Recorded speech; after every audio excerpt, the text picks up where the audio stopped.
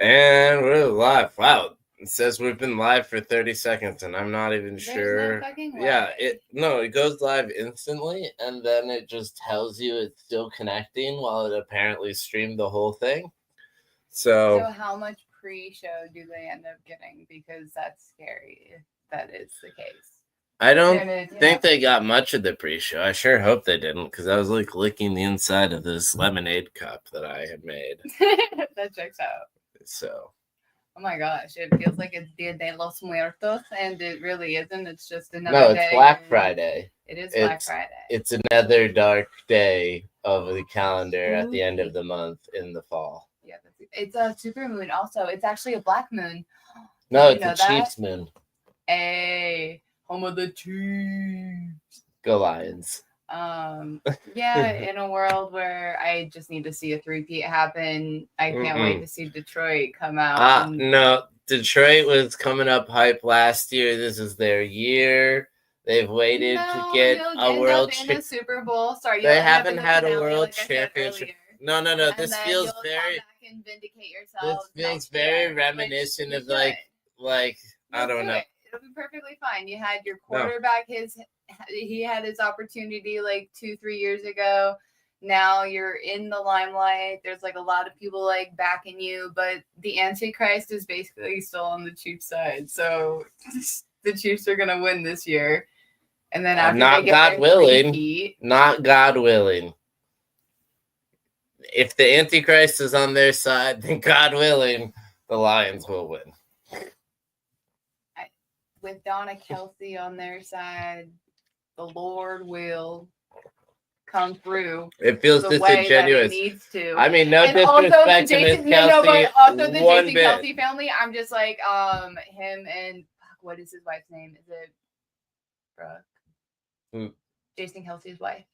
Oh, she's the awesome soccer player. Rugby or lacrosse. I can't remember. No. It's the one with the stick. Oh, field hockey? I think so. Yeah, she's like dope as shit. I fucking hate that I don't know her name right now. And responded like Kylie Kelsey. Let's see. Kylie Kelsey. They're I think expecting another. We're just bad at like names. We are real bad at names together. Oh yeah, no, I know. I guess I didn't expect a Kylie other than Kylie. Your best friend. Jenner. Oh yeah. Kylie Jenner. Oh okay. Like as far as celebrities go. I was picturing Kylie. Your bestie Kylie, but right. You know whatever. The people that I'm thankful for, absolutely. Yeah, it is Thanksgiving week after all. Here's Kylie Kelsey, and she is a mom, obviously, and Jason Kelsey's wife. I was looking for her Wikipedia. They make girl families look very cute and quaint. I'm sure it's like WrestleMania. She doesn't ever own. No, she doesn't have any social media, which I think is no.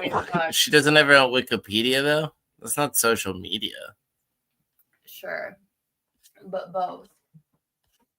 I mean, she's still like an athlete with a career, so that's why I expected to find her stats on like a Wikipedia page.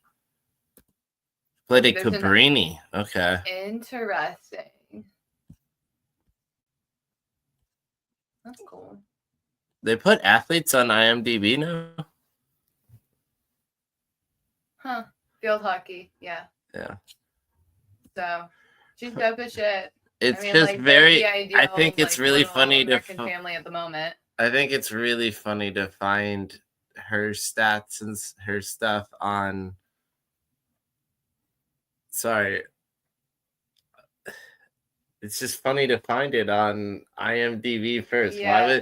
Why would that be instead of Wikipedia? A movie, yeah, because it's a movie review site. I don't fucking know because they're pushing media of the Kelsey so hard with Travis going into production because he's on his last legs of sports career. I don't know. Oh, I wonder if you'd put her original name. That makes probably a lot more sense. See, and that's what I get back to, the issue with having your own fucking name and or like... She does have an Instagram for what it's worth. Few years of your life, just there she is. Here. I found her sports records at Cabrini. Career stats. First team all CSAC. Can the crew see this also? Rookie of the year. Yeah, I believe so. Oh. Rookie of the year? Yep. She had 6 points and 3 goals, 2 assists, 5 shots. I think it's a very low scoring sport. Soccer. Started all 20 games. Total 15 points. I don't know. I've watched field hockey because like my high school had field hockey. I think my cousin Carmen played field hockey at her high school too. That is Carmen. Okay. Pretty sure Carmen played field hockey. Oh, okay, that's cool. Yeah. Sorry, I had an itch on my chin. I was like, am I supposed to say like congratulations on their expectations? I don't know. No, either way. I don't know. Anyways, there was a connection. Sorry. I played field hockey in gym class also, weirdly. Never did. This is their family. Yeah, I think they're expecting a fourth girly, which is fun. Yeah. I mean, it feels very familiar. I mean, that's your family to a T, huh? Yeah, that's who we were hanging out with yesterday. That's basically, that was a good time. Yeah, happy Thanksgiving to everyone who's listening. It's another week of Weekly Mojo. We're deep in the thick of the conversation already. But this is your host, Madison Jessica. Who the fuck are we here talking about today? I was like, damn, who's my bad bitch of the week? Miss Nzinga of... I have Angola. King of Angola is the title. No, it says king. And so that, I don't know how else we'll like queue up ChatGPT, but Angola is basically what I've interpreted or what I found was Ndogo and Maramba combined is Angola. Oh, because colonialism destroyed boundaries and stuff? Yeah. Okay, gotcha. So that makes sense why it's so foreign to us as Americans. And like but like also we get taught in a colonial fashion, so we don't really know about the original cultures that are there. Yeah, so that's why I wanted to honor that. But it is, I believe, the territory of Angola, or was considered the territory of Angola. No, that would be what it is now. That what we're typing in is what it would have been. Right. There. Okay. Okay, right. Now look, slide down to the left or right. Joe, now zoom in. Go zoom in on that beautiful photo of hers. Go zoom in right on that beautiful photo of hers. And now I'm going to be like the creeper and be like, can you see why I love this bad bitch? She just like, look at how demure, how just like unassuming the face is, while her like femininity is just out and about, and I fucking love it. So this is why I recreated this, envisioned with the background of, it was, I believe, the Spaniards and the Portuguese that were coming in and trying to invade in her space. So I have her titty out. Long story short, read the titty. Digititty's collaboration, finally, after what? Is this number 24? 25. 25 Save Alive? Sure, all of the above. I think it is because Miriam was 24, because Christina Zanato's number 23. Yeah, that all makes sense. So she's number 25 and Zinga's number 25. I'm pretty sure. The math sounds like it checked out. I think. So, for the record, she was around in 1583, so she's our first baddie from the 15th century. Hell yeah. If you're collecting 1583, these. Yeah. That means 1583. is it 16th century? Because it's a difference. Oh yeah, right? because like we're This the is so 1900s was the screaming. 20th century. So yeah, it's the 16th century, Yeah, I think 16th. technically. Yeah, because we're in the 21st century right now, and it's 2000s. Yeah. Okay. So 16th century. That's so annoying. Okay, 16th century, but died in the 17th. Okay. So I guess she's our first 17th century baddie. That would be because we I was like, by well, the end of their lives and well, their like the time contributions. of reign, and yeah, so she probably really got started In her around that, like 20s, as yeah. the turn of the century, which of course a bad bitch is gonna usher in the turn of the century. See, King of Indongo. So it says, born in the ruling family, her grandfather was the king. So she basically assumed the title, and she was defending against the Portuguese. She was an ambassador to the Portuguese Empire. Mm-hmm. Keep going. Yep, they declared war. Yep. So why don't we get into ChatGPT instead of us reading for ourselves on the back end?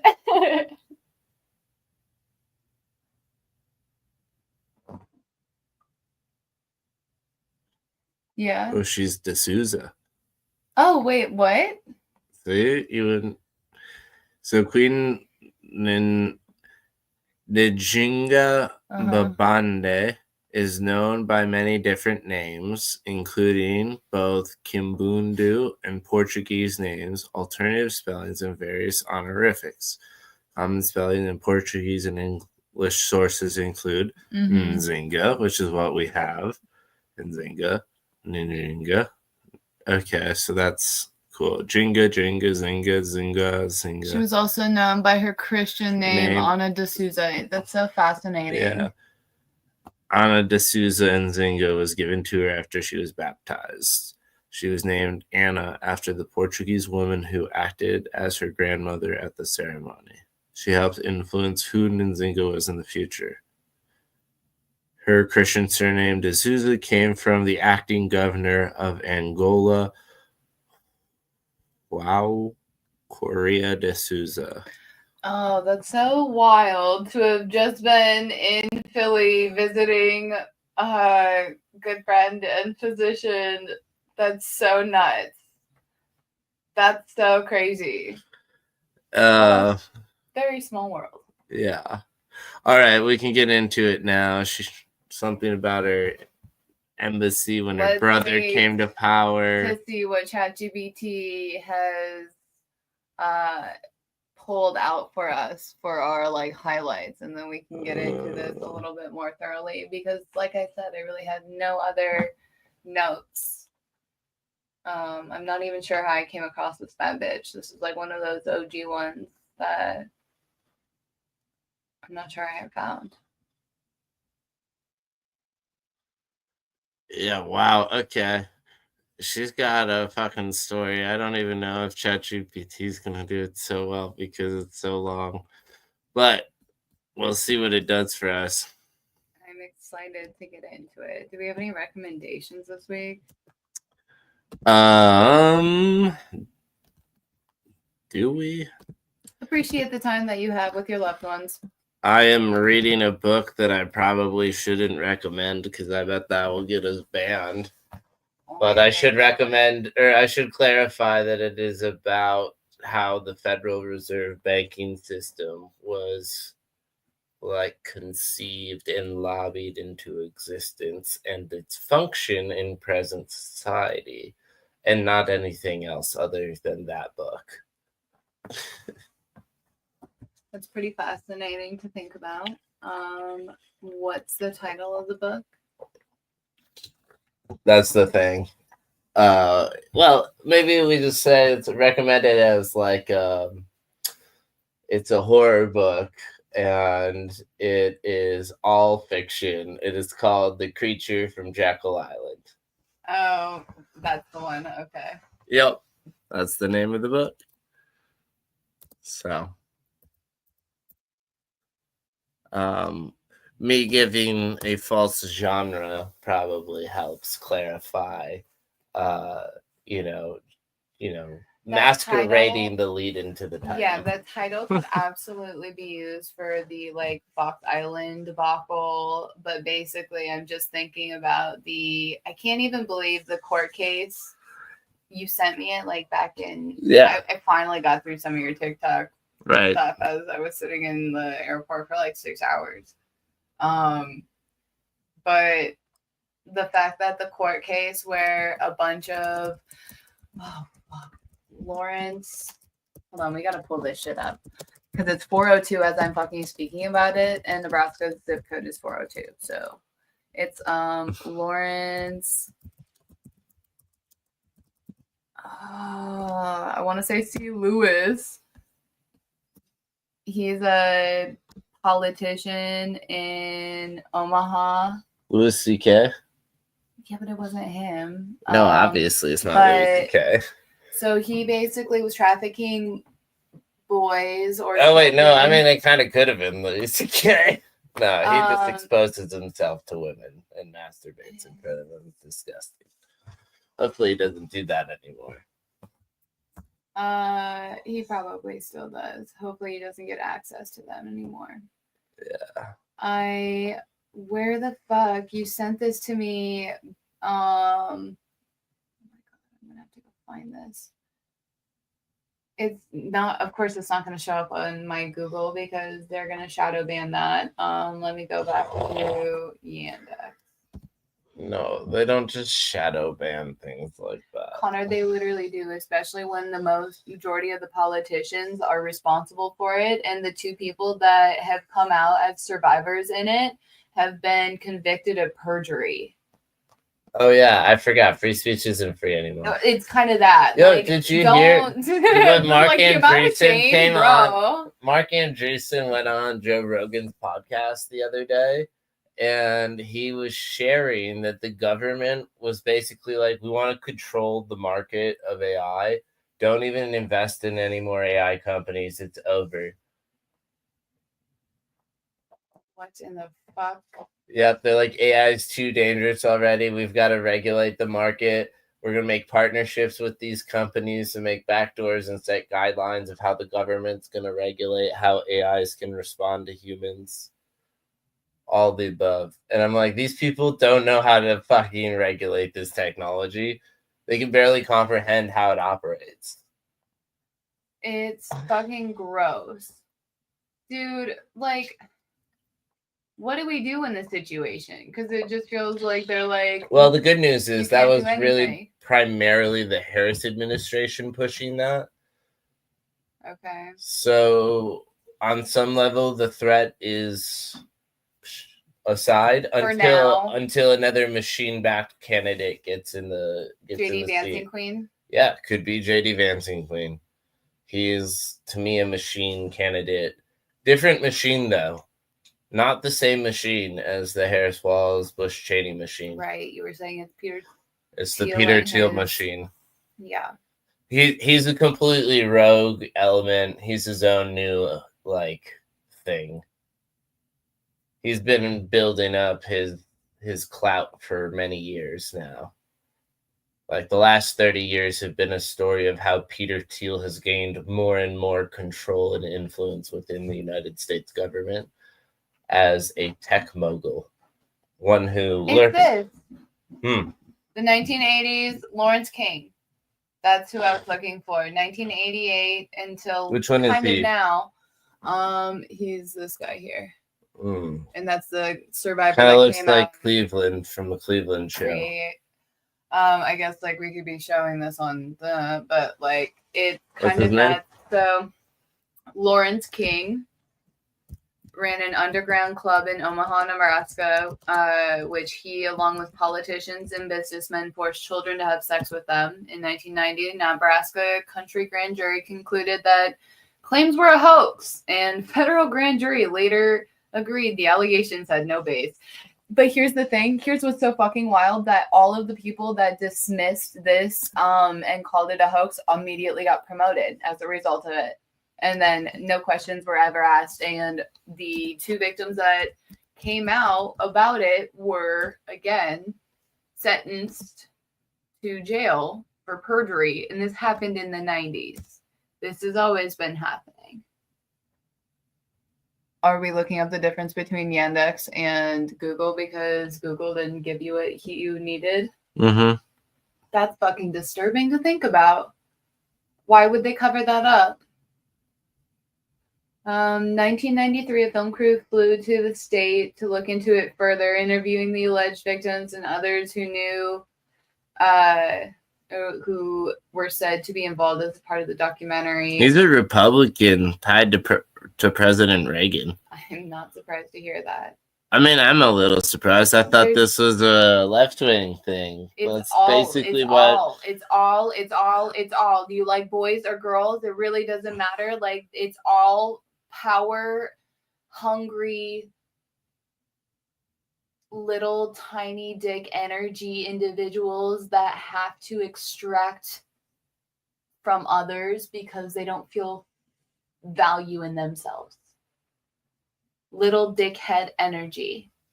Look at Rickety Cricket, Pete Ricketts. Like, I just fucking gross. Who searches for that level of power and authority other than that? I'm like, it's fucking disturbing to think about it, but yeah. 1988 prostitution ring. And prostitution a local is banker. really fucking gross to think about because they were trafficking children. That is what that means, though.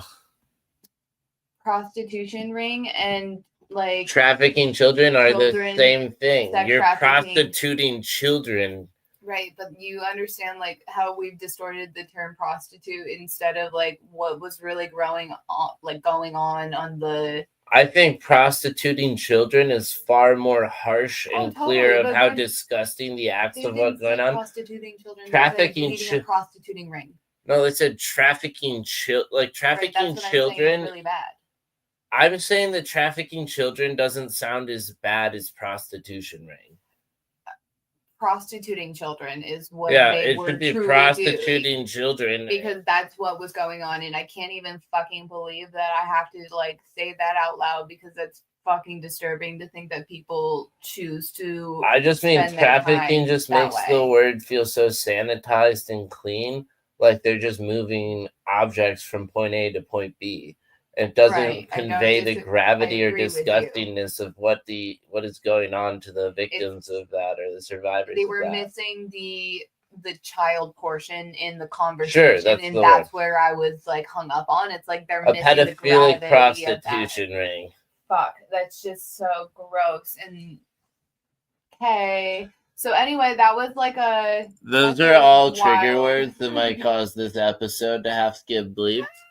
So if you're watching this live, thank you. Sorry, I might have to download, edit, and upload this again. Because the reality is, if this is getting blocked because the reality of that exists, then I'm like, oh my god, who the fuck is trying to silence that? And what? Well, it's the same people behind the gate of pizzas. Sure, absolutely, probably. All right, ChatGPT. Give me something to speak about other than this nightmare and a half. Well, I mean, this is going to be another nightmare and a half about colonialism, but this is someone who resisted colonialism. Right. That's why I was really excited to paint her. Like, this is one of my favorite levels of sunsets that I've done. And I just like the light at the end of the tunnel is what it feels like. That sounds depressing in a different way. The ships come. Would you care to be the historian or the storyteller? You feel like you're the historian, El Pro, so I will be the storyteller. Oh, but are you the storyteller, though? Because that is kind of you, too, is El Pro as well. So, or else is Connor. What dumb fucking names? Because I don't feel represented at all. You're pretty historical. Sure, we'll do that. Sure. You can tell a great. No, I mean you're a great storyteller as well. All right. So then, which one fucking is it? Because it's whatever you want. It's your show. Come on, what do you want there, snake vertebrae? I'll You're gonna- let you know. Oh yeah. You're gonna that's what I rattlesnake will for say. us? The recommendations corner is the fucking oddities expo that comes around town, and God bless them coming to Kansas City. Unfortunately, you're gonna have to wait till next year to check them out because Kansas City was the last stop on their tour this season. Yeah, that was crazy to be able to experience. It sucks that you have to kind of pay for it, but honestly, so worth it. And I will say Prairie Thistle Co. So worth it. Well, for me it was, because these were so fucking worth it.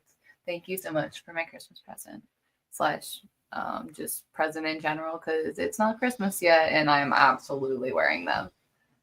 Gorgeous. So I'm company sure is there Prairie are other Thistle people Company. out there who understand the position of getting gifts for their significant others, you know. There's a bunch of other really cool, dope ass, tiny little oddities, and I just love them all so much.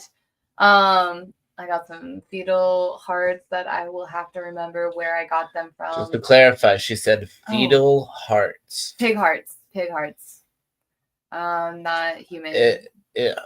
I mean, roughly makes it better because, you know, you can only put those parts in humans because pigs and humans are so similar. It's the Forgotten Boneyard, Rockford, Illinois. Hell fucking yeah. They rocked as shit, except for as soon as I undid them wrapping, it fell and broke, which really, really sucked. But now I'm going to make 3 out of them.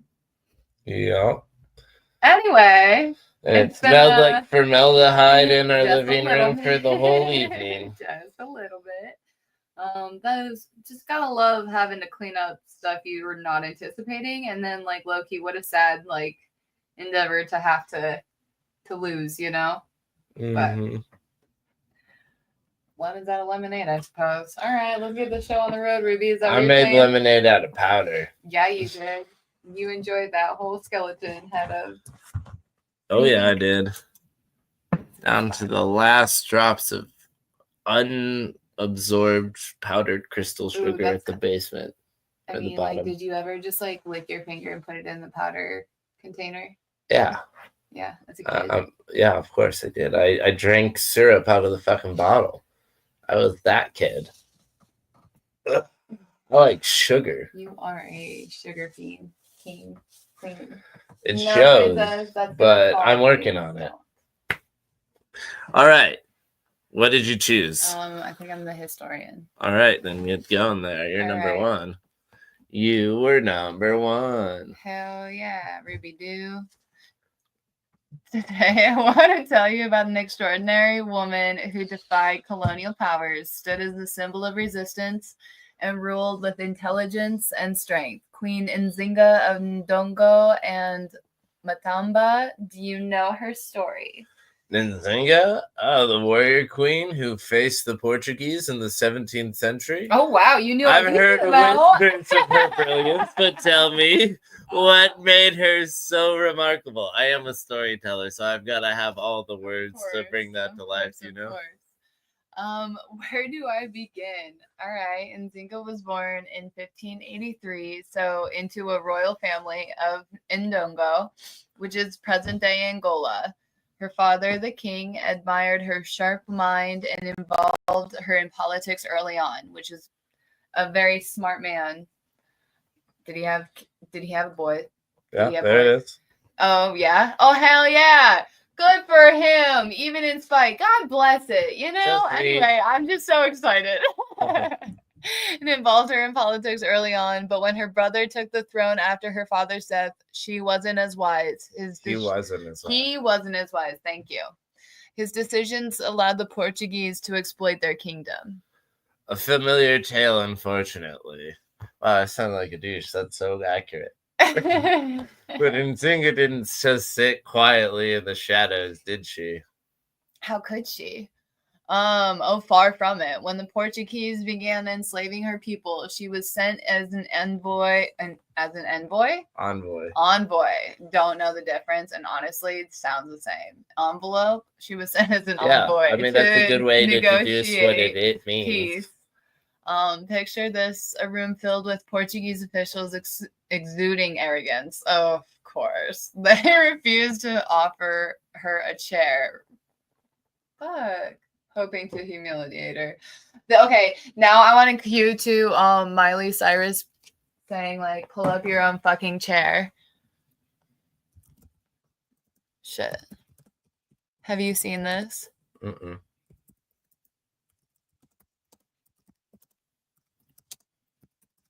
She had stickers on hers. Oops, why is there poop? Yeah, this one. If someone doesn't leave a seat for you at their table, just bring one of your own. And it's even better when you put pictures of yourself all over it, and then you say, I didn't really want to sit with you anyway. And you go. And you go sit with people that are going to celebrate you and remind you that you are who you are for a reason, that you've been given a purpose, and that all of us have a purpose.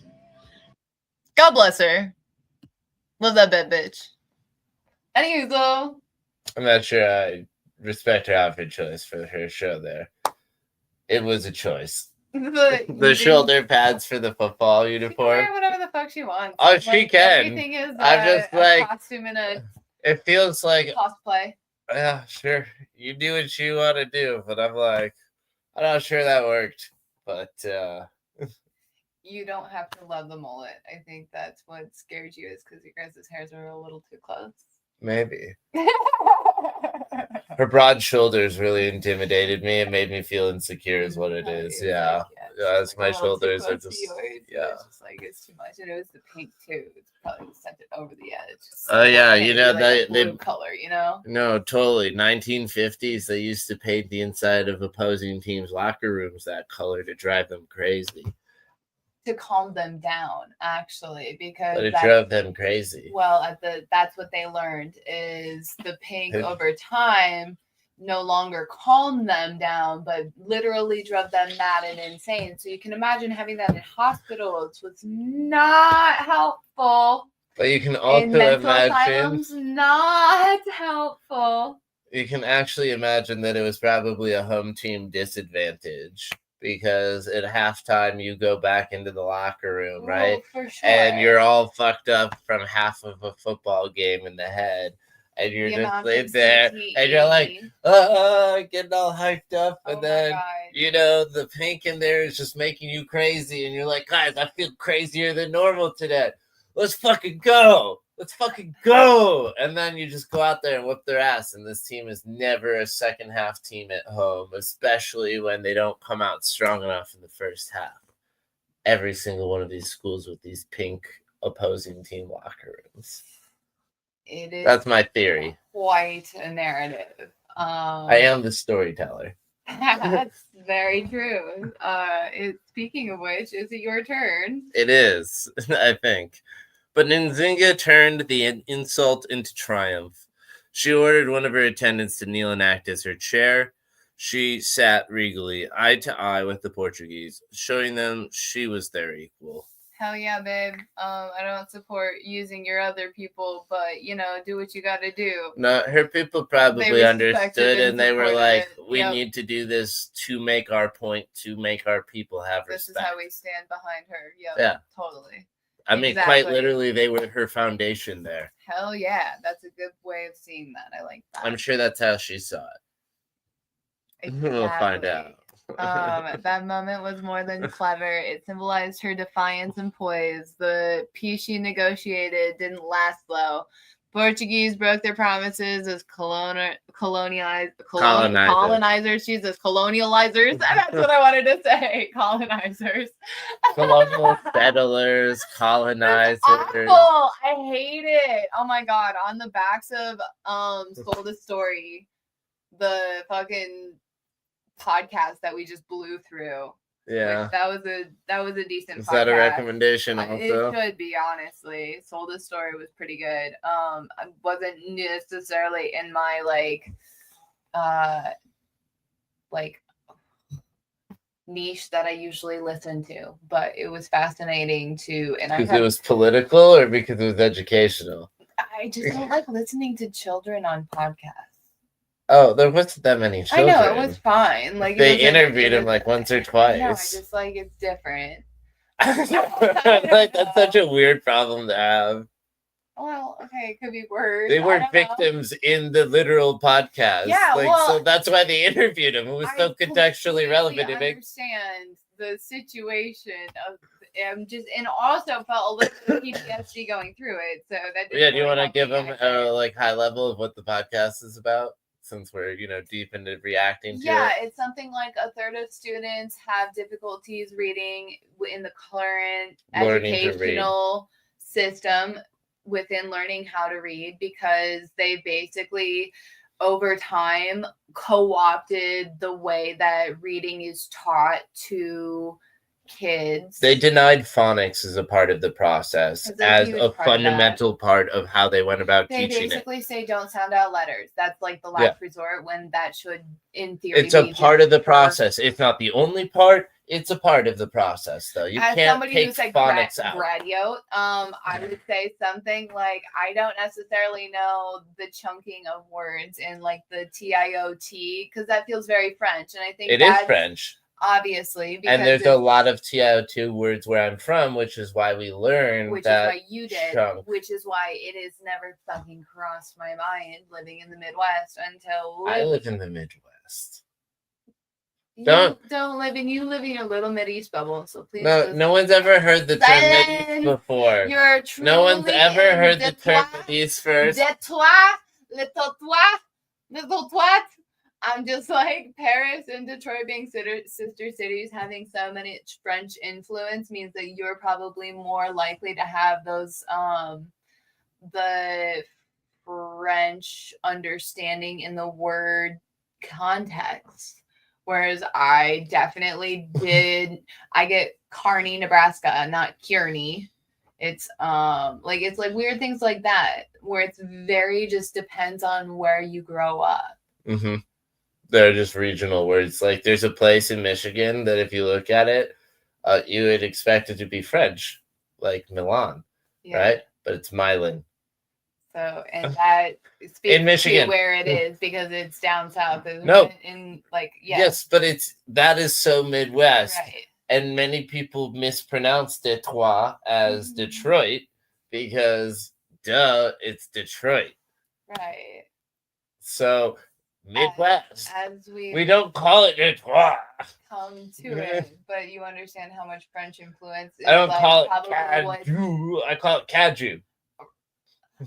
bless you is literally what I would fucking say. Are you talking about Caillou? Because I'm talking there's about the literally street. no reference. People where I'm to from that. know what That's Caju what is. I'm saying. People Literally, think because it's like you have so much French influence around you that would make sense that you would Charlotte have to boy. understand what all of those like we have lame- German influence too. There's barely. I'm just like barely. We have a and street called you have Gothi that's so many technically pronounced Goethe. in these fucking words that are not used that are basically like one maybe two sounds.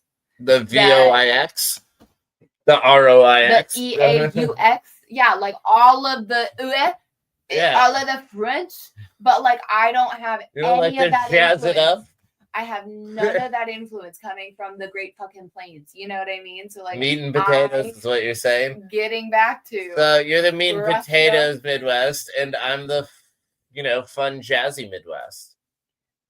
Kansas City would very much have to disagree with. I know they. Motown would confirm, but I wouldn't say that's jazzy. That's like that's old school rock and roll. Like let's be real. Yes, let's be real. The music cultures of both of those cities have a very rich history that is very similar, and it's very tied to criminal enterprise that is also very connected between those cities. So, all I'm saying is it's Midwest. That the Midwest and the people of the heartland will always take care of themselves because as we've come to find out, the government will not take care of you. It's every man for themselves. And criminal enterprises is a full color spectrum for clarity's sake here. Sure. Because I was thinking of, the Italians as well here. You've gone on we've gone on quite a loop, storyteller. If you want to, I like to tell stories, as we have clarified multiple times in this conversation. Absolutely. That is, if this wasn't the podcast, then I don't know fucking who it is, you know? Yeah, I mean, what else? I mean, if we just told the story straightforward, this would be 30 seconds long. It's not that long of a script. Is that ChatGPT's problem, or? Yeah, it doesn't have a very long context window. It's not super imaginative. We haven't given it a lot of prompts. We could really flesh this out and get more granular with the detail if we want. But we just do a first pass and tell the story and have a nice conversation, because most people listen to podcasts for the side conversation. They learn some facts along the way. I think there are certain people that do, and then there are certain people that don't, and that we are the camp that listens to the banter in the back end, because it's very entertaining for us to hear other people's like Hot consciousness. takes. Yeah. And streams of thought. Yeah, and I think that's actually way more entertaining to more people than we're giving credit for. Sure. That's why like people literally watch people do nothing all day on like YouTube and TikTok live. It's like they're live streaming nothing but like their thoughts out loud, kind of. Yeah, that Emma Chamberlain is all I think of. I don't know who these people are, but yeah, Gen Z basically. Oh, I'm too old for it. Okay. No, I'm just letting you know, like, I'm just having fun with you. She's a YouTuber that basically like video blogged her day to day, and then became a like media correspondent on a lot of the fashion. Oh, okay. And like that's cool. Yeah, That's I mean, like I think you would know her best from her interview with Doja Cat, when Doja Cat dressed as a cat for the Met Gala like 2 years ago for Karl Lagerfeld's passing. Anyway, she basically... Yeah, that probably would be the thing I would know her best from, but I wouldn't know her from that at all. Right, exactly. She's basically Doja Cat, instead of responding to anything, was just going... I'm moderately like, I know of Doja Cat's name, and I know she's a musician. Wow. But I couldn't really name her music, but I know it bops. Wow. Yeah. Wow. This is how she would have responded in that moment. Wow. Yeah, literally. I appreciate. I can have a one-sided conversation like this for so long. I could keep going for a minute. You would think. You told me I could talk to a wall for hours. I think I could talk to her doing that. Gen Z could not. Who do you think would give up first? 2 minutes, basically. I think I could outlast her. Doja Cat. Yeah, and just like keep going. I bet you would walk away after. That's another point. Yeah. That means I win. Doja Cat, let us know. Everything's a competition, right? I love her fashion sense. She's very like. I think that's a funny bit. I like it a lot. She's dressed as like an all red, like glitter all everywhere, although it was fairly demonic looking, and I think that's the association she's taking on. So I hope that's not the case, but that's hella weird. It's hard to tell who's like doing it to like say fuck you to them, and the ones who are doing it because they're a part of it, you know? So true. Or is it all the same? I don't know. Hello. What do you think, Rue? No response. No. She pleads the fifth. Most animals do. Once we get an audience, I told you, meme coins. All of them are meme coins. They all are their own individuals, that is for sure. All right, we can finish the story, checking in your artwork and shop, and maybe share a little bit about where Bitcoin's price is at to educate the audience on why they should go buy your NFTs as another plug. As a way of securing your assets and buying into crypto and hedging your bets, and a committed artist who's been here building throughout the bear. Hell yeah. I mean, like, what else is there to do other than support bad bitches of history and, continue to grow? Well, that's the new series we've decided to launch, but you were making art the whole time. We haven't Yeah. released any of that art, the real, true, independent art you do. Yeah, buying This is into just your the Bad series. Bitches or Digititties will get you access to that like back end gallery of what the true art is behind the like. These are the actual plays. pieces you're willing to part ways with, that Yeah. people can take home, the True. physicals. You know, you're far from being willing to give away your personal originals at this point. You'll be able to sell digital copies of them and artwork and posters, but, you know, while I'm going on my sales diatribe, I might as well go to your website. Yeah, it's been fun to jump into some of this stuff, getting into. You can see every episode, Miriam yeah. being last 11/21, and, you know, today's 11/29. We've got 10% discount off your first purchase if you sign up, subscribe. That will put you on the Heart and Soul newsletter. Full disclosure, that's a Playhouse property. But thank you, MJ, for helping us out. Gallery still needs updates in terms of more artwork because you've done a lot since. And we're right here in the last 4 baddies, but you've got a few queued up. Yeah, I've got a whole list actually. I think there's maybe 6 or 7 done that need to get shot as far as photos and upgraded. But we added some new stuff, some new merch to the shop. Got some Christmas presents out of the way. Yep, it's cool to put your own I feel artwork. like your brother would like those sweatpants. Yeah, he might like them. Yeah. So we might as well pull those up as well. Kissing his dick, you know. I don't think it would bother him. He wouldn't think about it that much. I think I like this one a lot. So much. We cut it out really cool. Yeah. We haven't tied it to the original piece of artwork yet, but it will show there. The 1-2. Yeah, thank you. Yeah, no problem. And then we got this Ouroboros crew neck. For sure. I love this sleeve so much. Yeah, this is a cool one. It's a couple of figure 8 snakes intertwined, you know. We got the little embroidered logo on the side. And then we got details. Yeah. And then we got another one here. It's got the signature on the breast. On the chest. Yeah. I mean, it's the same part. This is known as your breast. Your breastplate.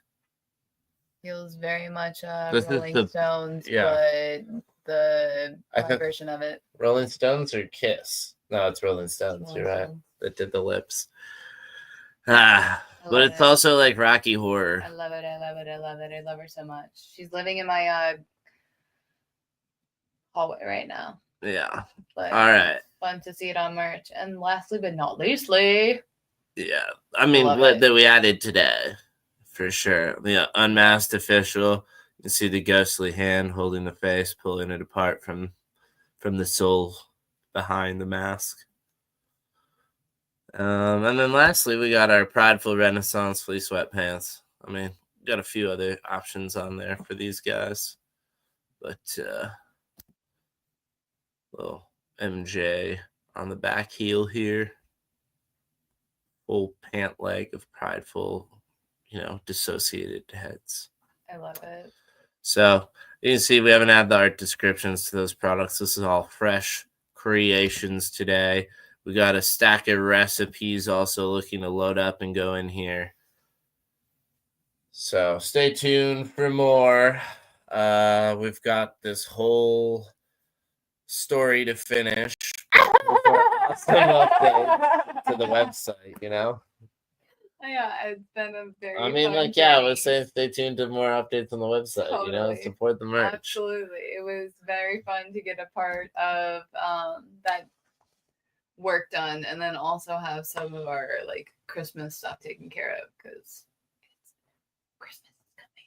Christmas is coming. Winter is coming. The first day of snow in Michigan came right after the Lions went 11-1 for the first time in history. All right, now we'll give our full attention back to Queen Nzinga. God bless her. Let's do this. Yes. All right, didn't she seek refuge and then rise to power in Matamba? That's where she cemented her legacy, right? Indeed, her brother's death. Wow, after her brother's death, Nzinga claimed the throne and united Ndongo and Matamba. She transformed Matamba into a powerful kingdom and a haven for those fleeing slavery. Nzinga didn't just lead with politics. She led armies personally fighting on the battlefield. I've heard stories of her guerrilla tactics, how she outsmarted the Portuguese time and time again. But it wasn't just about war for her, was it? No, Nzinga was a diplomat. As much as she was a warrior, she forged alliances even with the Dutch to resist Portuguese domination. And she was strategic in how she preserved her people's culture and autonomy. God bless it. She converted to Christianity when it suited her politics, but maintained the spiritual traditions of her ancestors. A master of adaptation. Her reign lasted decades, didn't it? Yeah, she ruled until her death at the age of 81, which I feel like that's kind of long for back in that. This is where statistics is really misleading for people's understanding of lifespan. People always live to be about 70, 80 years old. Some people live up to 100. Very rarely. But what happens is the median age where the bell curve falls has been higher or lower over time. Sure. And so that long tail up to 100 has always existed. But where the bulk of people died off was the number that most people quote. And today it's like 70 here in the United States. Like 75, 74. Yeah. But at some point in the past, it was like 35 on average because so many people died really young, for one. So that brings down the average significantly if a lot of people die before the age of 1. Right. So that's where I'm like, that is kind of crazy. So it's basically like once you exist and like get past you already have a really good shot to generally your old age, unless you die in childbirth. There are but there are other things that killed you back then, like war and famine and plague and those things, and they could get you at ages like 35 or 25 or whatever. But and that was more prevalent than it has been in the last 70 years. But we're seeing a resurgence of it because, in some ways, depends on where you're at. We abused antibiotics in the Midwest or the Middle East right now. Yeah. Sure, and stuff like abusing antibiotics. Antibiotic resistance is very real these days. So very true. There's so many compounding factors. Yeah. Jesus. Okay. She ruled until her death at the age of 81 in 1663. Even in her final year, she negotiated peace treaties and ensured her kingdom's independence. And Nzinga wasn't just a leader, she was a symbol of the hope and resilience of her people. Her story is a testament to the power of resistance, especially for women leaders in a world that tried to silence them. Nzinga didn't just resist, she thrived. Absolutely. Nzinga of Ndongo and Matamba reminds us that even against overwhelming odds, courage and ingenuity can forge a path to freedom. Fuck yeah, that was so well said. I feel like they always sum that shit up really nicely at the end. Yeah, we don't need to. That's really cheesy to go any further. The last few. Yeah, that's a great one. Great. Totally. That being said, it still left out some parts because right here where it talks about, and I don't know if we fully read this because I think you got cut off in the middle. The Portuguese broke their promises, the colonizers often did, and then here's the last of it. And her brother, paranoid and desperate, turned against her. Jesus. Right, and then so after her brother's death, right? So it skips over this whole part of the narrative from Wikipedia that I was skim reading in the beginning. And do you want to know what's going on in the in-between there? Yeah. It's very Games of Thrones-y. Oh, okay. Basically, that's how they got their fucking influence. Well, one of many. I'm sure this is a very common story. I found this in the crack of the... Good call. I'll fix it. It's more blue though. Yeah, probably. So the TLDR here, though, is basically that there were a bunch of people that said that her and her brother were like illegitimate claims to the throne Just and wanting stuff. access to the throne, Yeah, of course, because everyone's always plotting to go for the throne. Yeah. And so she had to deal with that transition and claim, of course, I'm sure even more so because she's a woman in the wake of her brother's death and passing. Yeah. You know? Jesus. So, especially being in exile, like your brother didn't want you on the throne very clearly, basically, from being exiled, and she still fucking made it happen. That's a bad bit. It also just shows you that the people, like, that doesn't happen if the people don't have your back. Yeah. Like, the people have to have your back. That's what people don't understand. You can't be a dictator. Like, you can't come to rise as a dictator without people on your side. It's that. It's disgusting what happens when dictators get drunk on their ego and power, but it's entirely that. Especially when they're just only being seen as from like a subsect of an individual and not reaching out to an understanding beyond, because they don't have the ability to have any empathy. Yeah. They just see it as objects to conquer. And that's the only demographic that follows that, is wanting to mirror it and have access to it. That's the coattail chasers. Yeah. That's why I saw a meme earlier this week that was like, it's not rich people versus not rich people. It's the people who work hard versus the people who free ride. I think that does it best. And it was like a 2/3, 1/3 breakdown, but it was 2/3 hardworking, 1/3 free riders, but across the poor and the rich. I think that's pretty accurate. There's free riders in all spectrums of life. A lot of middle managers that are free riders. Yeah. I have no sympathy for them. I agree. I hate inefficient middle management. Yeah, it's just like if you're I understand delegation though, like from like a hands-off, like putting people in the right places to do what's best for the overall. But I understand that there's manager of managers of employees. That it's like the get rid of this layer, get rid of this layer. You should be able to manage all these teams directly. I don't care. Otherwise, you've got you're too large of an organization, right? Basically, or you've got these you don't managers. Have any understanding of the oversight that you have to man. That's really what it breaks down to. It feels like. Yeah, and then you try to put an executive over top of it, and it's like, no, if you can't keep an eye on the whole thing, it's too big. What was where her brother? Well, okay, yell at ChatGPT and tell it to basically give us why they're removing the brothers. Tell us idiocracy and the story of her controversial claim to the throne. Post her brothers.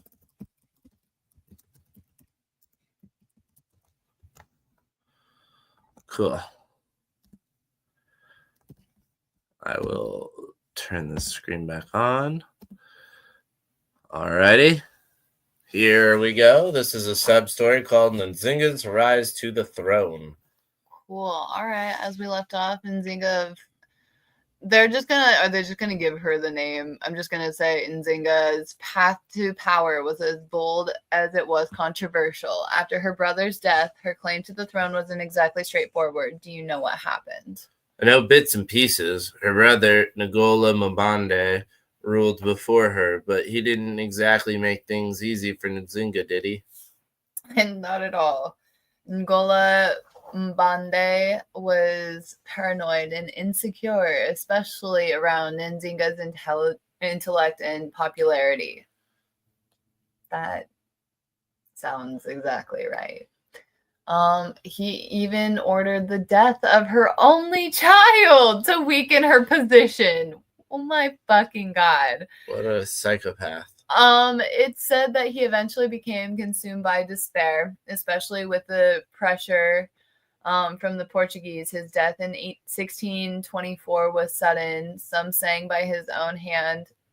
Others suggest it was orchestrated. Interesting. Orchestrated? Are you saying Nzinga had a hand in it? There were whispers of that, though no concrete evidence. What we do know is Nzinga acted decisively after his death. His sister, she claimed the throne, an unconventional move, since traditional succession typically passed to male heirs. I mean, like, she's fucking family. Right, this is why the story matters. Yeah. Because this story doesn't happen often in history. Yeah. This is about the bad bitches who stood out.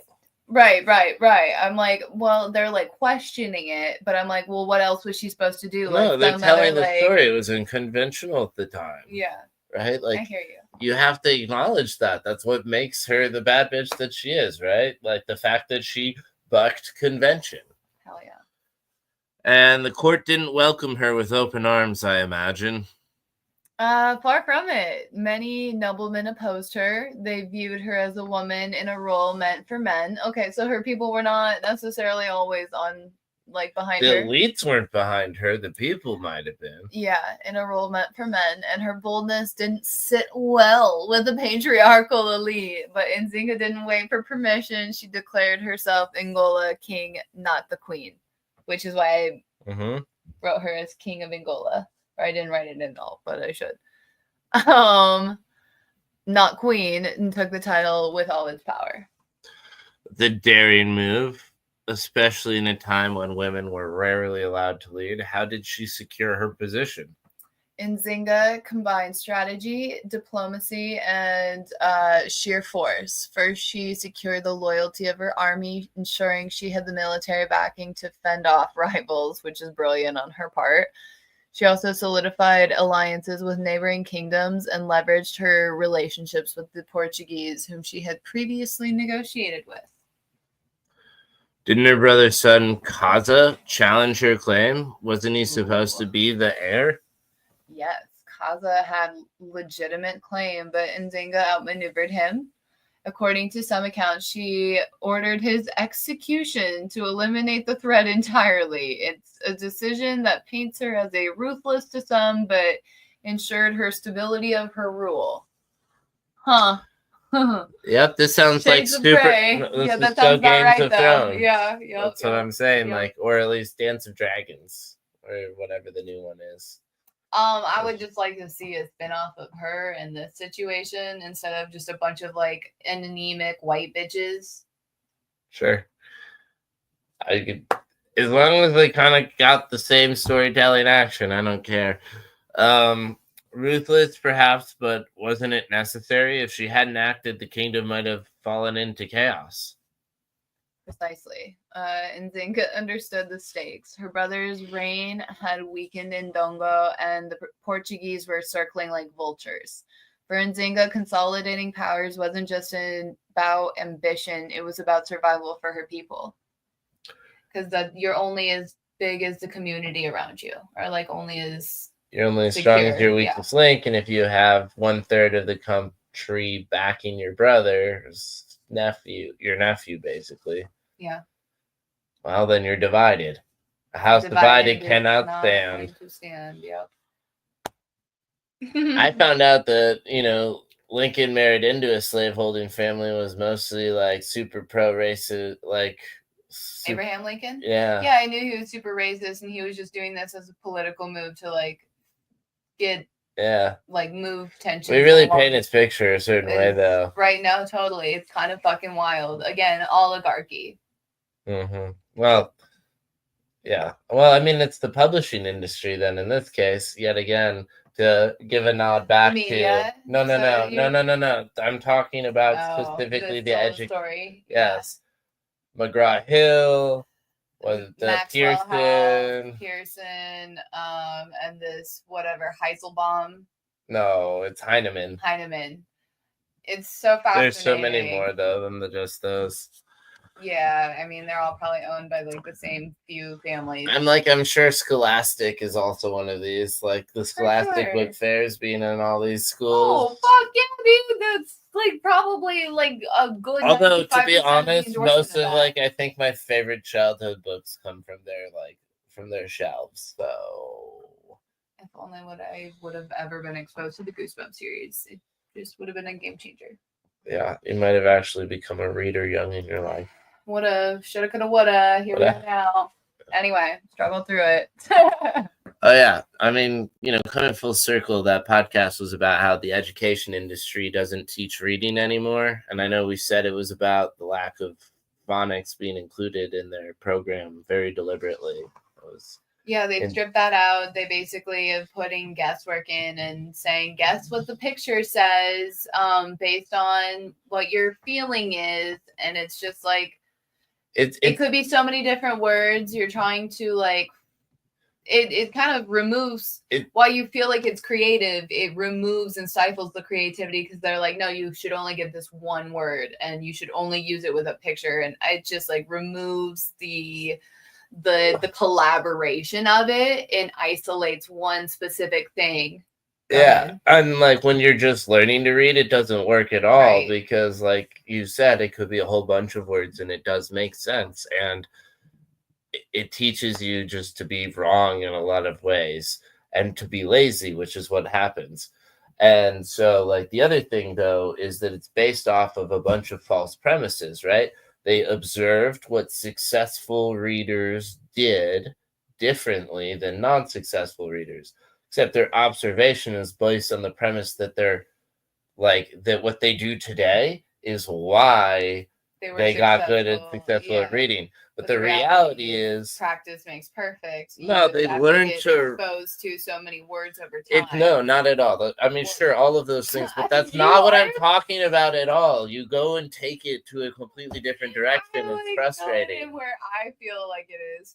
Tell me where you want to take it. Yeah, where I was trying to share was it's so frustrating because then you also throw me off my mental track, and I don't remember what I was talking about. Like issues of ADD and autism, children not being able to read and taking the best elements. So what I was saying was they're basing it off of a false premise. This is what smart, like successful readers do to learn new words when they encounter ones they don't learn in the future.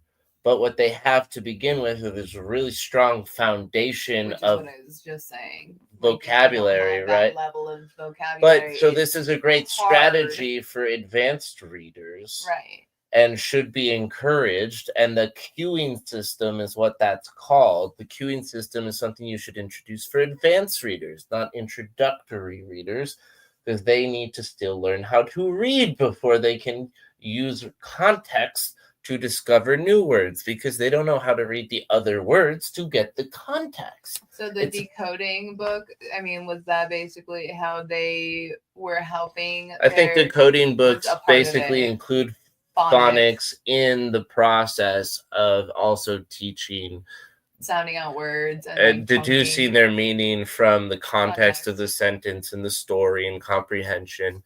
And I think all of that's super important, but I think you can focus on phonics and learning words and making those connections to definitions and pictures, and just do that in the beginning and just be kind of fine with that, plus storytelling and reading along with your fingers and enunciating through the syllable chunks. Yeah, so what it gets down to is like having one-on-one like practice time with somebody. That's exactly why those programs were so successful. Not the premise of the teaching framework, just the working one-on-one and building the confidence in the children and teaching them the connections. It's basically like you have to pay to play in order to like get some sort of education, and for a lot of individuals it's just like it feels unfathomable to think that that's the reality that we're living in, that like you can't just figure out how to educate these in a teachers way.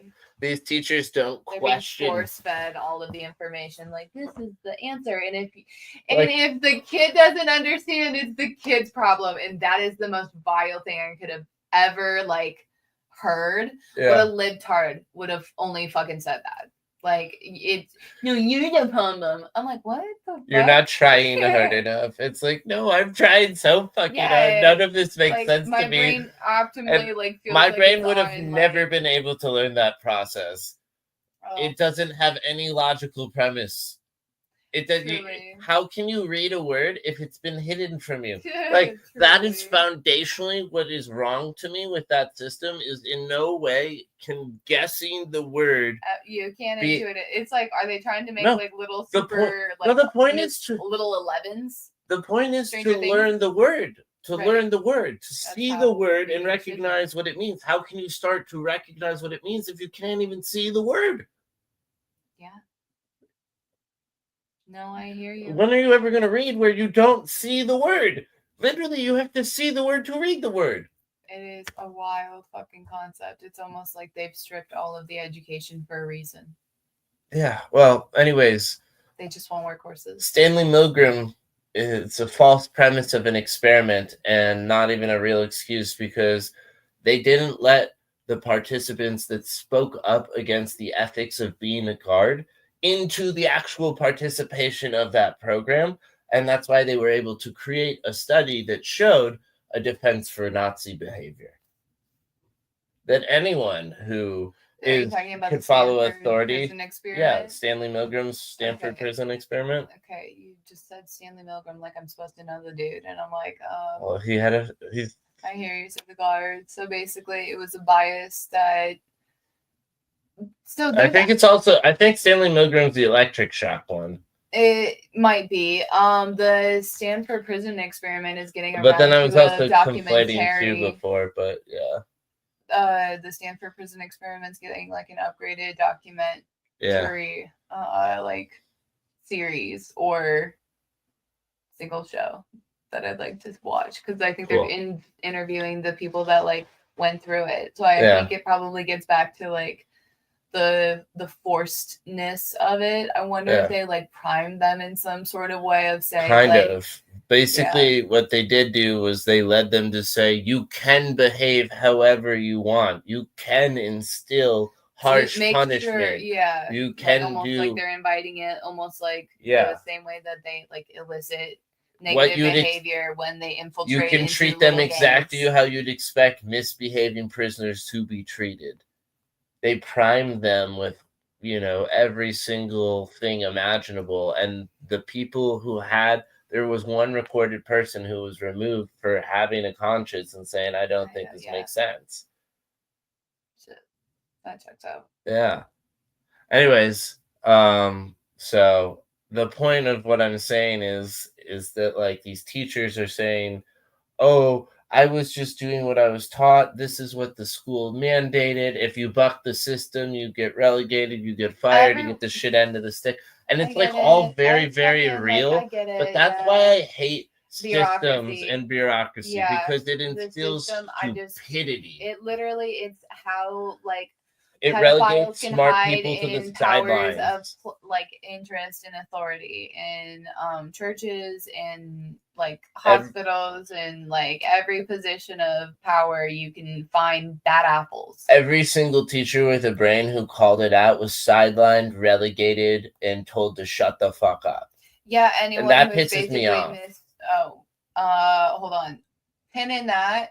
I'm going to say that anyone who was mistreated, like growing up, you're either a victim or a survivor. And if you're choosing victim mentality, you're going to elicit negativity on other people in order to make yourself feel better. So fuck you, fuck off. Figure your shit out. Figure out how to be a survivor. What inspired this side tangent? I don't know what you were going to say, but I was basically just like the people that were hurt early on in life and traumatized that feel the need to like conspire and do that towards others because they need to feel stronger, bigger. See, I think it's just laziness and self-centeredness. Like, I'm in this high position. I don't have any real incentive to continue my own personal education further, to look into new things. I've been told, or I've been wined and dined. I've been sold a story that this is the way to do things. I'm not going to mentally question it because why would I? Because I have an ego. And boom, those people then get mad at anyone who questions their authority. Because, like, picture Cartman and respect my authority. Sure, it's part of that, but I'm also thinking of like the Ted Kaczynskis that were quieter and like were beat up basically growing up, and then basically are now in positions of not like hyper authority, not like alpha male. It's like they have like little positions. You talk of about power. the Unabomber? Yeah. He was basically like a nobody that was finding his own trialing to find his own power and doing it through like anonymity and like leaving bombs. What does that have to do with the teachers and their participation in perpetuating not teaching reading and removing phonics from the education system? It is the ability to perpetuate dumbassery in every way. So I'm going back to I really wanted to say the BTK killer, Ted. I'm just wondering where the comparison to the teachers, like, I know it's BTK. The comparison to the Nazis BTK, is just because they're like all following orders, right? But like BTK basically found himself in a power position by working in the church, and was also like a Boy Scout leader. So those are what I was trying to say with the teachers and finding like positions, but I don't think that's all doing this deliberately. No, I don't think most teachers are doing it deliberately. I think most are fed into these positions. I wonder how people find themselves into ignorance is bliss. Right. I mean, like, that's all I think. If you're not wanting to do your own, and they're bogged down with their own work is the reality. Well, they're also underfunded. They literally pay out of pocket more often than not for the supplies in their classrooms, things for their kids that these kids literally can't afford at their home. All of these gifts, as far as like all of these books, but it's just like. And then that's just the average school district. There's the super funded school districts that are hard to believe, and like the school I went to and stuff, and like, it's so stark in comparison. It's bad. Like I forget how lucky I am all the time, in the sense that like I just have this and don't think about it. It's just sitting there in the back of my mind, just stored away. Most people didn't get to build that up. Yeah. Everything's a privilege until like you can appreciate it because you see it through a different lens. It'll go unnoticed for a decent amount of time. But if you're able to like grow and expand your horizons, see other people's perspectives, it kind of like brings back to light all of the like what shaped yours. Mm-hmm. Sure. We want to wrap up this ChatGPT story and then call her a night? I guess so. Sure. And once she was in power, she ruled fiercely. We're just gonna come in cold, huh? Oh, you don't want to... I mean, like, sure, yeah, you're right. She ruled fiercely. She didn't just inherit the throne, she reshaped the kingdom. Absolutely. Nzinga moved to the capital of Matamba and turning it into a stronghold and a sanctuary for those fleeing enslavement. She also adopted guerrilla warfare tactics. To resist Portuguese advancements and forced alliances with the Dutch to counter European aggression. Huh. Her rise to power may have been controversial, but it was clearly effective. Nzinga didn't just claim the throne, she proved she deserved it. Exactly. Nzinga's story shows the leadership sometimes requires difficult choices. Her controversial ascent ensured her kingdom's survival and cemented her legacy as a warrior and a ruler who refused to be sidelined. A complex and powerful legacy indeed. Long live Nzinga, the fearless king. Long live her name in history. Hell yeah. Long live her. She got a new spotlight today on Bad Bitches of History, number 25. That's a quarter centennial of Bad Bitches. So 25 years, 25 women, 25 episodes.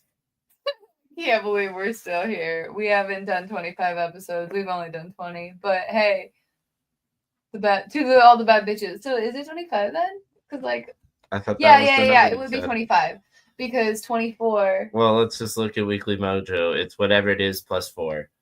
So Yeah. So 25. This is number 25. Anyway, that's pretty dope. This is episode 21.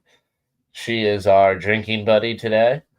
I guess I'll be pouring myself a dark and stormy to go with that sunset and those Mayflower boats in the background. Yeah, we'll get a little wine and crime action up in here. I'm guessing those are Dutch traders and not Portuguese, because fuck the Portuguese here. Sure.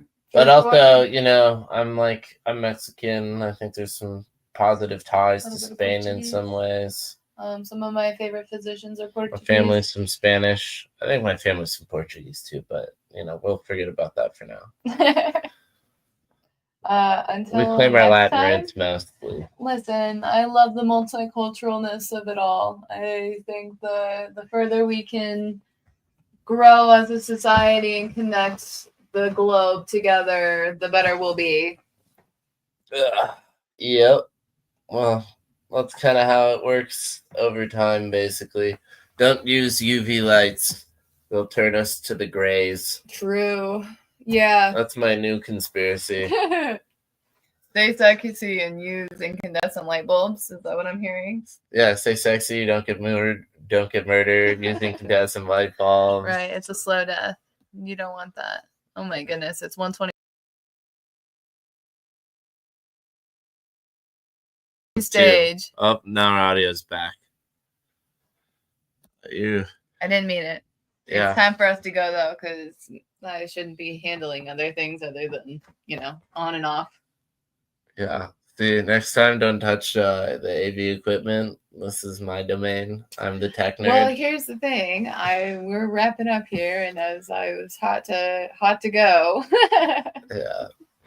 They let you touch the computer plugs in the lab? Yeah, dude, that's my fucking job. That's I the would worst part say- about it. I'm I like, was- no, this one. What does this one do? What does this lead to? So it's more complex plugs, is what you're saying. Ew. Alrighty. Well, with that, it's been another episode at the Weekly Mojo here at Playhouse. Your host, Madison Jessica, is being distracted by family drama. Once again. What is fucking new? Like, subscribe, follow for more. Maybe, maybe not. We'll see. Love you guys. Bye.